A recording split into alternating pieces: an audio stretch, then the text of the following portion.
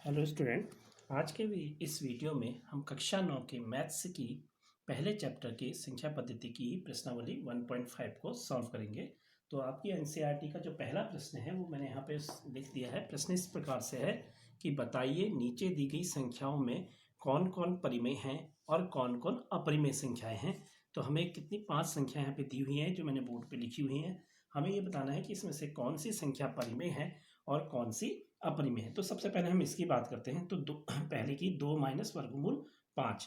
2 हमारा क्या है, परिमेय संख्या है, लेकिन वर्गमूल 5 हमारी क्या है, अपरिमेय संख्या है। वर्गमूल 5 अपरिमेय संख्या इसलिए है क्योंकि वर्गमूल 5 का अगर हम वर्गमूल निकालेंगे तो ये अशांत अनावर्ती आएगा, वर्ती आता है, इसलिए यह हमारी क्या है, अपरिमेय संख्या है। तो ये दशमलव अशांत अनावर्ती आएगा, लेकिन जब 2 से घटाएंगे तो जो हमारा रिजल्ट आएगा वह भी हमारा क्या होगा, अशांत अनावर्ती आएगा।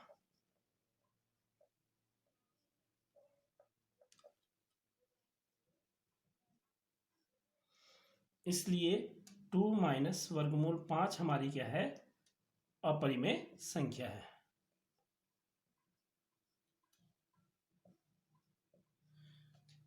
अच्छा स्टूडेंट, आइए हम क्वेश्चन नंबर 2 की ओर चलते हैं। पहले का दूसरा इसको सॉल्व करते हैं। तो हमें यहाँ पे लिखा है 3 प्लस वर्गमूल 23 ब्रैकेट के अंदर है माइनस वर्गमूल 23। तो 3 प्लस वर्गमूल 23 में से वर्गमूल 23 को माइनस कर देते हैं। तो ये प्लस का वर्गमूल 23 है, माइनस का वर्गमूल 23 है, दोनों विपरीत हैं तो घट जाएंगे। वर्गमूल 23 में से वर्गमूल 23 किया तो 0 प्राप्त हुआ। तो क्या बचा हमारा 3, और 3 हमारी कैसी संख्या है, परिमेय। अतः यह संख्या हमारी क्या हो जाएगी, परिमेय। उसके बाद देखिए स्टूडेंट, प्रश्न नंबर 3 है 2/2 वर्गमूल 7 बट्टे 7 वर्गमूल 7। तो वर्गमूल 7 से वर्गमूल 7 में भागा गया एक बार, तो क्या बचा 2/7, और 2/7 हमारी क्या है, परिमेय संख्या। तो यह हमारी क्या आ गई, परिमेय संख्या। स्टूडेंट यहाँ देखिए 1/√2, √2 हमारी क्या है, अपरिमेय संख्या है। तो जब हम किसी अपरिमेय संख्या से परिमेय संख्या में भाग देते हैं तो हमें क्या प्राप्त होता है, अपरिमेय संख्या। तो यह हमारी क्या हो जाएगी, अपरिमेय संख्या। उसके बाद 2 इंटू पाई, 2 परिमेय संख्या, लेकिन पाई हमारी क्या है, पाई अपरिमेय संख्या है। और अपरिमेय संख्या और परिमेय संख्या की जब गुणा करते हैं तो हमें क्या प्राप्त होती है, अपरिमेय संख्या प्राप्त होती है। तो इसलिए इन दोनों का गुणनफल भी हमारा क्या हो जाएगा, अपरिमेय संख्या। आई होप कि आपको ये क्वेश्चन समझ में आ गया होगा। चलिए अब हम अगले क्वेश्चन की ओर चलते हैं। तो स्टूडेंट, जो आपकी एनसीईआरटी का अगला क्वेश्चन है वह क्वेश्चन इस प्रकार से है कि निम्नलिखित व्यंजकों में से प्रत्येक व्यंजक को सरल कीजिए। मैंने ये व्यंजक लिखे हैं। पहला है 3 प्लस वर्गमूल 3 इंटू 2 प्लस वर्गमूल 2। इन दोनों व्यंजकों की आपस में हमें गुणा कर देनी है। दूसरा क्वेश्चन जो हमारा है 3 प्लस वर्गमूल 3 इंटू 3 माइनस वर्गमूल 3, इन दोनों की भी हमें गुणा कर देनी है। उसके बाद है वर्गमूल 5 प्लस वर्गमूल 2 का होल स्क्वायर। इसका होल स्क्वायर यानी कि a प्लस बी का होल स्क्वायर वाला फॉर्मूला लगा करके इसको खुद सॉल्व कर देना है। उसके बाद फोर्थ क्वेश्चन है वर्गमूल 5 माइनस वर्गमूल 2 और वर्गमूल 5 प्लस वर्गमूल 2। आइए इन क्वेश्चन को सॉल्व करने का प्रयास करते हैं और समझने का प्रयास करते हैं। पहले मैं क्वेश्चन फर्स्ट को सॉल्व कर रहा हूँ यहाँ पे। तो क्वेश्चन फर्स्ट है 3 प्लस वर्गमूल 3 इंटू 2 प्लस वर्गमूल 2। हमें इन दोनों की गुणा कर देनी है। तो हम क्या करेंगे, 3 से पहले इन दोनों में गुणा करेंगे, फिर उसके बाद वर्गमूल 3 से इन दोनों में गुणा करेंगे। तो 3 से हम पहले करेंगे 2 प्लस वर्गमूल 2 में गुणा कर देंगे। ठीक है स्टूडेंट, 3 से हमने इन दोनों में गुणा कर दी। अब प्लस वर्गमूल 3 से इन दोनों में गुणा कर देंगे 2 प्लस वर्गमूल 2। तो देखिए स्टूडेंट, 3 से अब मैं ब्रैकेट के अंदर गुणा कर रहा हूँ, 3 गुणा 2 प्लस 3 गुणा वर्गमूल 2। अब यहाँ भी वर्गमूल 3 से इन दोनों में गुणा कर रहा हूँ, वर्गमूल 3 गुणा 2 प्लस वर्गमूल 3 गुणा वर्गमूल 2। तो स्टूडेंट 3 और 2 की गुणा है, 3 दूनी 6। 3 और वर्गमूल 2 की गुणा नहीं होगी, इसको हम सारी खाली 3 वर्गमूल 2 के रूप में लिख देंगे। प्लस इसी तरह से वर्गमूल 3 और वर्गमूल 2 की गुणा नहीं होगी, तो इसको भी हम किस प्रकार से लिख देंगे, 2 इंटू वर्गमूल 3। वर्गमूल को पीछे लिखा जाता है और पूर्ण संख्या को हम आगे लिख देते हैं। प्लस वर्गमूल 3 और वर्गमूल 2 की इसकी गुणा हो जाएगी, इसको हम लिख देंगे वर्गमूल 6। इसके बाद स्टूडेंट इसको हम और ज़्यादा कुछ सॉल्व नहीं कर सकते हैं, यही इसका क्या हो जाएगा, आंसर हो जाएगा। आई होप कि आपको ये क्वेश्चन पहला समझ में आ गया होगा। आइए स्टूडेंट अब क्वेश्चन नंबर सेकंड को सॉल्व करते हैं। क्वेश्चन नंबर सेकंड है 3 प्लस वर्गमूल 3 इंटू 3 माइनस वर्गमूल 3। अब अगर आप इसको ध्यान से देखेंगे 3 प्लस वर्गमूल 3 माइनस वर्गमूल 3, तो ये a plus B into A minus B वाला फॉर्मूला बन रहा है, और ये हमारा होता है a plus B into A minus B, यानी कि A square minus B square. तो यही फॉर्मूला हम यहाँ पे अप्लाई कर देंगे।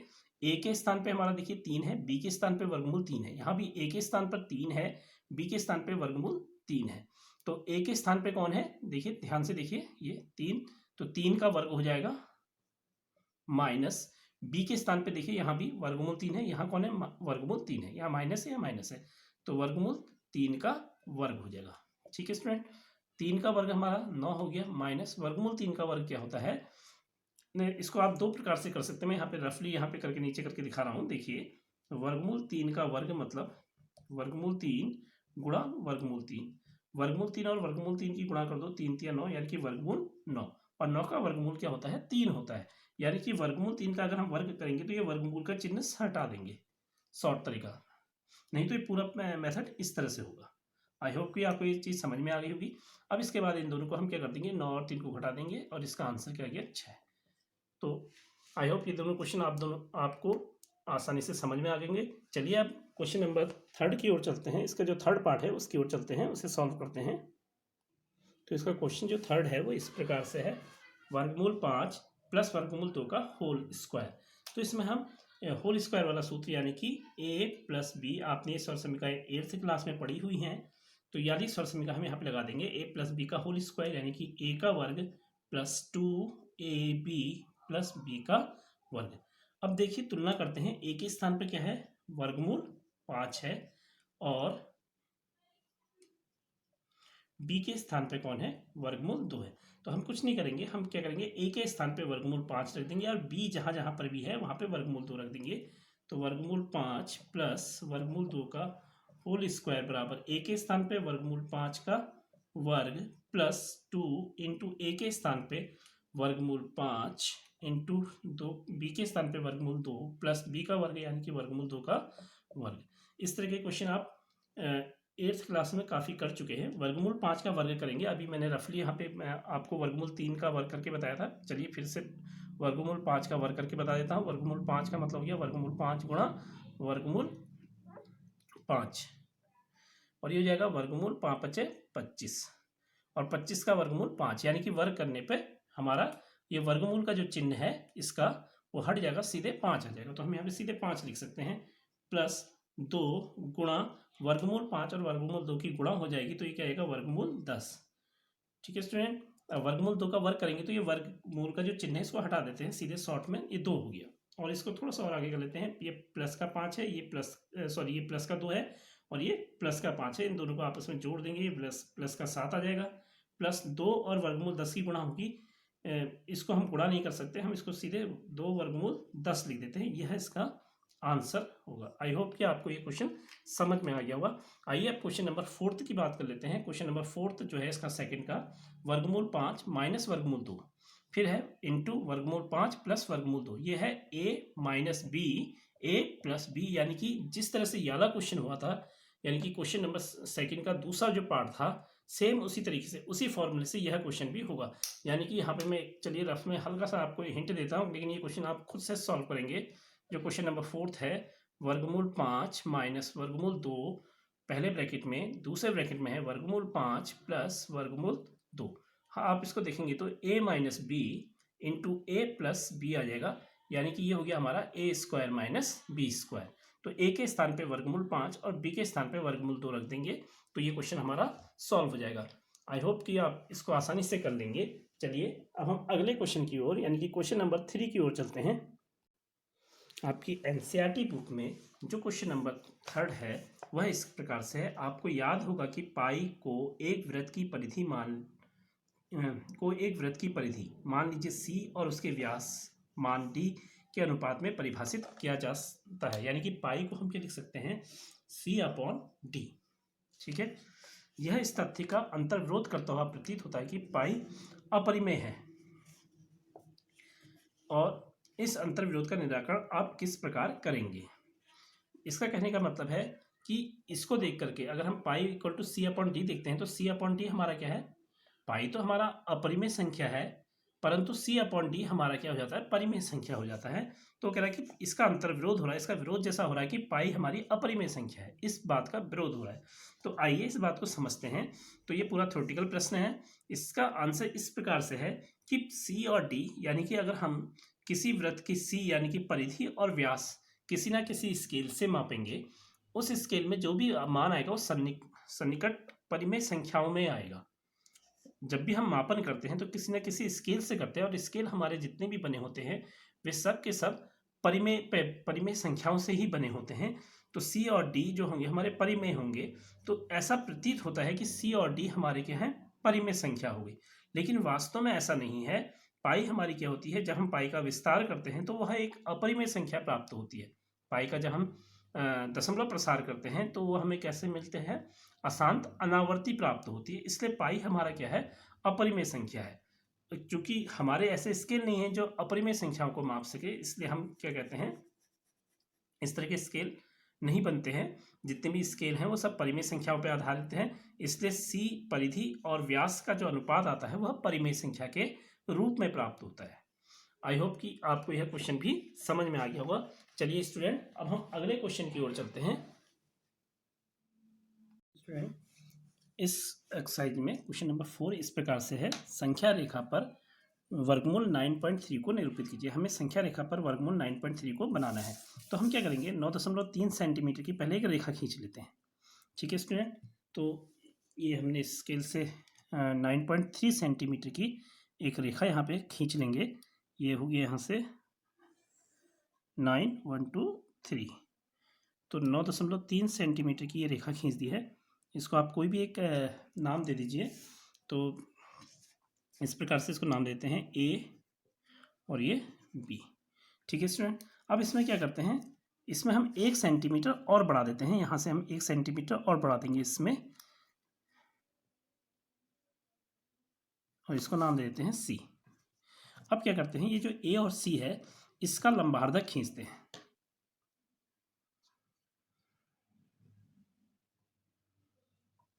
आप लोगों को दिखाई दे रहा होगा।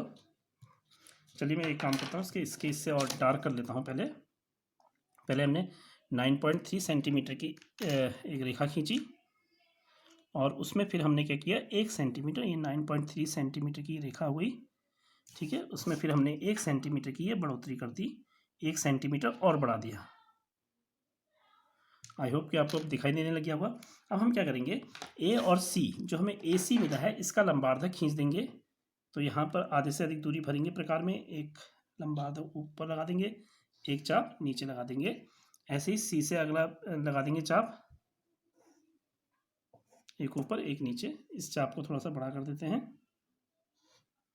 ये मैं स्केच से भी इसको डार्क कर देता हूँ। ये एक चाप यहाँ से आया, एक चाप ऐसे आया, इसी प्रकार से एक चाप ये आया और एक चाप ये आया। अब इन दोनों बिंदुओं को, ये दो बिंदु जो मिल रहे हैं, इनको हम मिला लेते हैं आपस में। तो ये हमारा इसका क्या आ गया? लंबार्धक आ गया।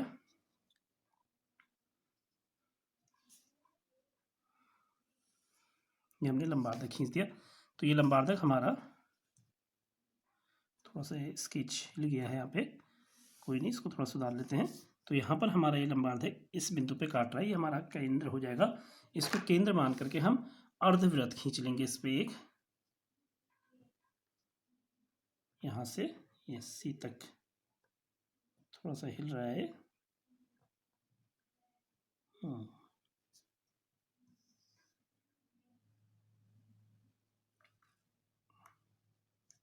ये और ये, हाँ सही आ गए।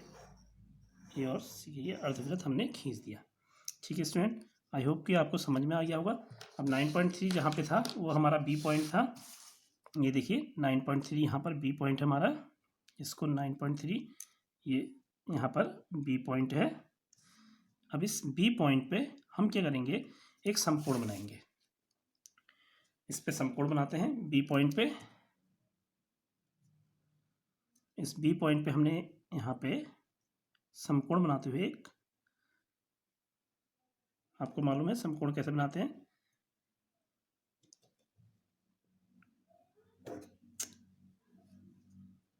हिल जा रहा है प्रकार से, इसे इसमें नहीं रह रहा है, इसको आप ध्यान मत दीजिएगा। ये आ गया और एक यहाँ से लगा दिया चाप, दूसरा चाप यहाँ से लगा दिया। अब ये आधे से अधिक दूरी लेकर के इसमें से हम चाप काट देंगे। तो इसको हम यहाँ पे मिला देते हैं। मैं यहाँ पे आपको चाप दिखा देता हूँ। एक चाप हमारा ये आ रहा है और एक चाप ये आ रहा है। तो ये इसको हम इससे मिला देते हैं, इसके इससे यहाँ पर से होते हुए ये हमारा समकोण बन गया। साथ ही साथ मैं इस रेखा को और आगे की ओर को बढ़ा देता हूँ।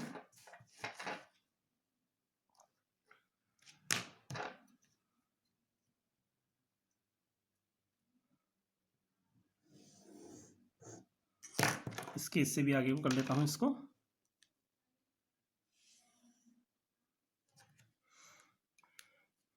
उसके बाद स्टूडेंट हम क्या करेंगे, ये जो दूरी आ रही है हमारी, ये जो लंब हमारा यहाँ से यहाँ तक की दूरी आ रही है, यही हमारी जो है वर्गमूल 9.3 है। यह दूरी अगर हम नापेंगे तो यही हमारी क्या आएगी, वर्गमूल 3 आएगी। और इसको अब हम संख्या रेखा बनाएंगे। यह तो हमारा मध्य बिंदु हो गया, ये हमारा शून्य स्टार्ट हो जाएगा, उसके बाद 1 2 3 4 जो भी होगा ये चलेगा। और यहाँ से हम क्या करेंगे, ये लेकर के चाप, ये चाप हम ऐसे करके यहाँ पे नीचे लगा देंगे। ये इसको कोई, अब जैसे हमने ए बी सी ले लिया, इसको हम डी मान लेते हैं। ये चाप यहाँ पे आ रहा है डी, ओ से लेकर ये 0 से लेकर डी, ये हमारा क्या हो गया, वर्गमूल 9.3। इस तरह से संख्या रेखा पर क्या हो गया, निरूपित हो गया। आई होप कि आपको यह क्वेश्चन भी समझ में आ गया होगा। अब चलिए स्टूडेंट हम क्वेश्चन नंबर, जो इसका आखिरी क्वेश्चन है उसकी ओर चलते हैं। तो स्टूडेंट आइए, अगला क्वेश्चन इस प्रकार से है, निम्नलिखित के हरों का परमीकरण कीजिए। हमें इन हरों का परमीकरण करना है। आप देखिए, पहला प्रश्न है 1/√7, दूसरा प्रश्न है 1/√7 माइनस √6, तीसरा क्वेश्चन है 1/√5 प्लस √2, फोर्थ क्वेश्चन है 1/√7 माइनस 2। ठीक है स्टूडेंट, तो इनके हरों को हमें, इनके अगर हम हरों को ध्यान से देखें तो हर क्या है, सब अपरिमेय संख्याएं हैं। तो इनके हर हमारे क्या बनाने हैं, परिमेय संख्या बनाने। तो इसलिए हम कहा गया है कि हरों का परमीकरण कीजिए। तो देखिए, पहले मैं पहला प्रश्न यहाँ पे सॉल्व कर रहा हूँ। तो पहला प्रश्न है 1/√7, इसके हर का हमें परिमेयकरण करना है, यानी कि वर्गमूल 7 को यहाँ से हटा देना है। तो हम क्या करते हैं, इसके लिए अगर हम इसको वर्गमूल 7 से गुणा कर देंगे ऊपर और नीचे, तो देखिए क्या होगा। चलिए इसको पहले लिख लेते हैं। इसको पहले इस तरह से लिख लेते हैं, हर और अंश में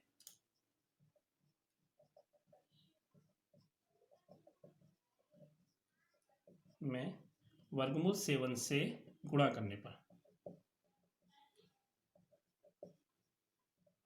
तो 1/√7, तो ऊपर भी वर्गमूल 7 से, अंश में भी गुणा कर देंगे, नीचे भी वर्गमूल 7 से गुणा कर देंगे। ऊपर आएगा वर्गमूल 7, नीचे आ जाएगा वर्गमूल 7 का होल स्क्वायर। अभी हम इसका कर चुके हैं कि अगर इसका वर्गमूल 7 का वर्ग करेंगे तो ये वर्गमूल का चिन्ह इसमें से हट जाएगा, ऊपर आएगा वर्गमूल 7, नीचे आ जाएगा 7। तो यह तुम्हारा आपका क्या हो गया, हर जो है इसका परिमेय संख्या आ गया, यानी कि हर का क्या हो गया, परिमेयकरण हो गया। अंश हमसे हमें कोई मतलब नहीं, अंश कुछ भी आए। आइए अब इसी प्रकार से क्वेश्चन नंबर 2 को सॉल्व करने का प्रयास करते हैं। तो क्वेश्चन नंबर 2 जो है वह है 1/√7 माइनस √6। अब इसमें हर का परमीकरण किस प्रकार से किया जाएगा, इसको ध्यान दीजिएगा। यहां हम क्या करेंगे, हर और अंश में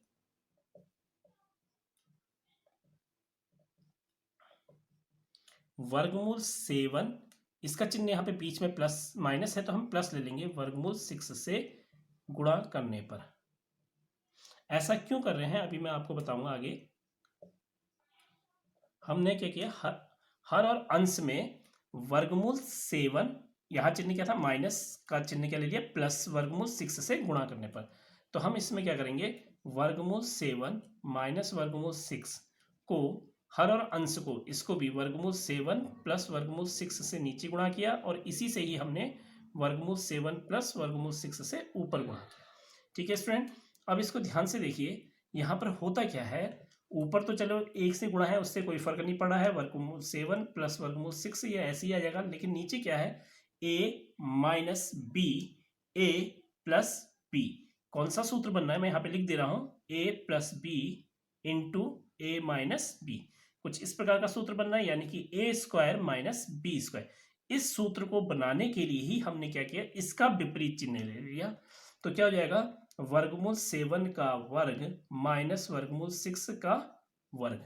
देखिए ए का स्क्वायर माइनस बी का स्क्वायर, ऊपर आएगा वर्गमूल 7 प्लस वर्गमूल 6, नीचे क्या आ जाएगा, वर्गमूल 7 का वर्ग क्या होता है, अभी हम कहीं पर कर चुके हैं, इससे पहले वाले उसमें क्वेश्चनों में, आगे वाले क्वेश्चनों में कर चुके हैं। वर्गमूल 7 का वर्ग क्या होता है, 7, यानी कि रूट का चिन्ह हट जाएगा, माइनस वर्गमूल 6 का वर्ग क्या होगा, तो वर्गमूल का चिन्ह यहां से भी हट जाएगा, 6 आ जाएगा।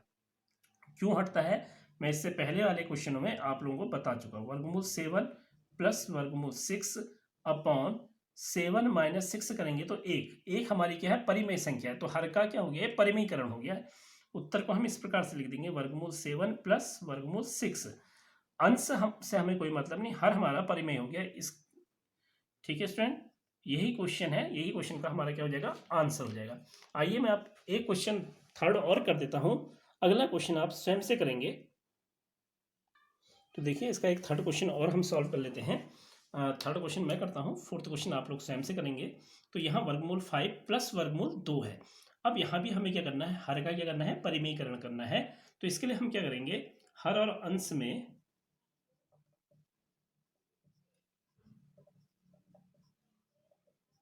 वर्गमूल 5 माइनस, यहाँ प्लस चिन्ह है तो हम यहाँ माइनस वर्गमूल 2 से गुणा करने पर,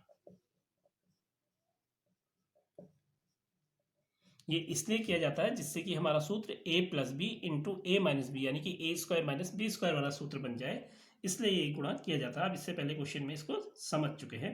तो वर्गमूल 5 प्लस वर्गमूल 2 गुणा वर्गमूल 5 माइनस वर्गमूल 2 वर्गमूल 5 माइनस वर्गमूल 2।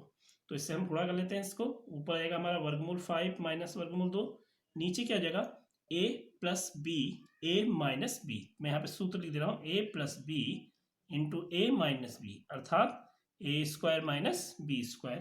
तो वर्गमूल 5 का वर्ग माइनस वर्गमूल 2 का वर्ग, ब्रैकेट में ले लेते हैं। ऊपर आ जाएगा वर्गमूल 5 माइनस वर्गमूल 2, नीचे क्या आ जाएगा, वर्गमूल 5 का वर्ग यानी कि 5 माइनस वर्गमूल 2 का वर्ग यानी कि 2। तो यह आ जाएगा हमारा वर्गमूल 5 माइनस वर्गमूल 2 बट्टा 5 माइनस 2 यानी कि 3। ये हमारा इसका क्या हो जाएगा, आंसर हो जाएगा, हर का परिमेयकरण, यानी कि हर हमारी परिमेय संख्या आ गई। फोर्थ क्वेश्चन में भी सेम इसी प्रकार से करना है। यहाँ पे क्या करना है, वर्गमूल 7 माइनस 2 है, तो हम क्या करेंगे, वर्गमूल 7 प्लस 2 से हर और अंश में क्या कर देंगे, गुणा कर देंगे। ठीक है स्टूडेंट, इसी प्रकार मतलब इस क्वेश्चन को आप स्वयं से करेंगे। आई होप कि आपको यह क्वेश्चन समझ में आ गया होगा। अगर आपको यह वीडियो पसंद आई, इस वीडियो को लाइक कीजिए, चैनल को सब्सक्राइब कीजिए, वीडियो को शेयर कीजिए, कमेंट कीजिए। Thank you.